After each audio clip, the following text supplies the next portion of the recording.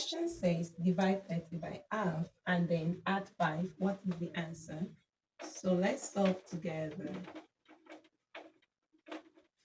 Now we take the questions bit by bit. So 30 divided by half. So that's for the first question. We divide 30 by half, and this is what we do. So first of all, let's change our whole number to a fraction. We have done that.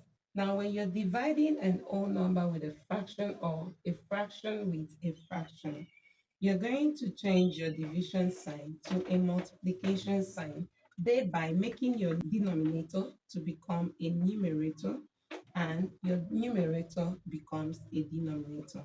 Now it's easier to solve now. So 30 times 2 will give you what? 60. 1 times 1 will give you what? 1. Now anything divided by 1 will give you that thing. So 60 divided by 1 is 60. We are done with the first part of the question. Now the next part of the question says then add 5, meaning that whatever we add as answer when we have divided 30 by half, we are going to add 5 to it. So 60 plus 5 is going to give you what? 65. And that's the answer.